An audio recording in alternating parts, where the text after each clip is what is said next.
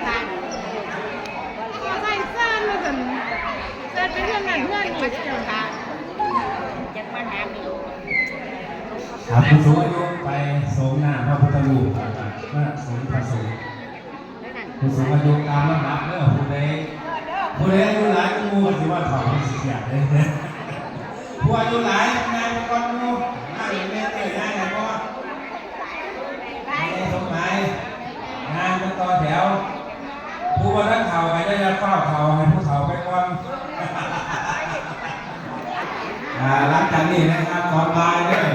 ถนนที่ขบวนแห่พระพุทธรูปของพระพุทธรูปบ้านนะครับโดยจะเอารถใช้เรือลากเข้าไปตั้งหน้าไว้หน้าบ้าน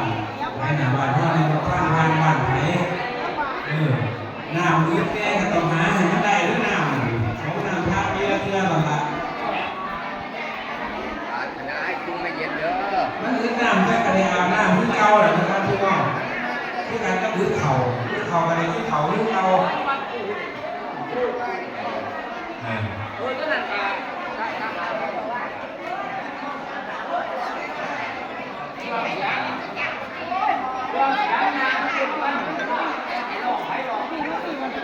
วันในลูกผู้บ้านเป็นผู้ใช่หรือว่า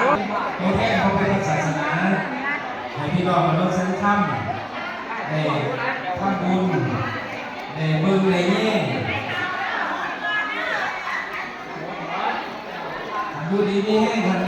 ขัดปฏิบัติดีปฏิบัติชอบมีดูหอดมือผู้หลงสอน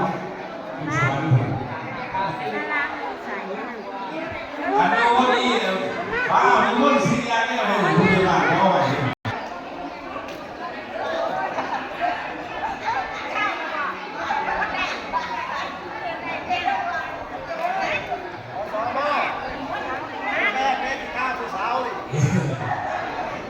เรื่องแล้วเป็นภูเขาก็ได้เป็นได้มีก็วนอีก2 ปีกว่าเดี๋ยวพี่อาจเป็นภูเขา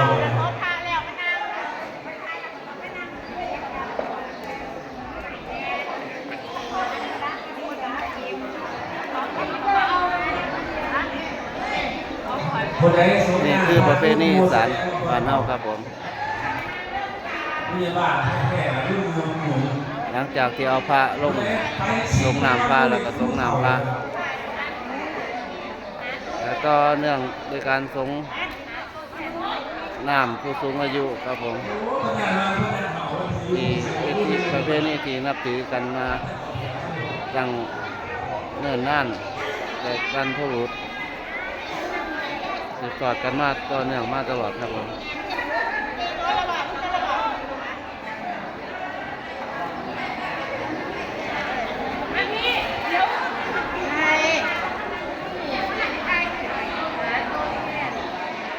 เพิ่มความชุ่มชื่น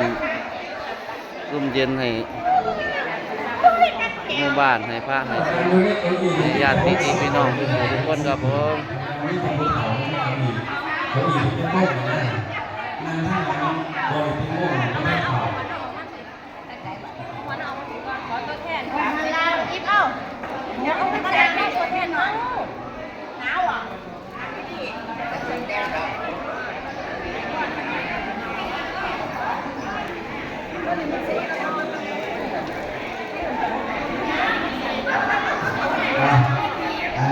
อาเซียนรถเขาไป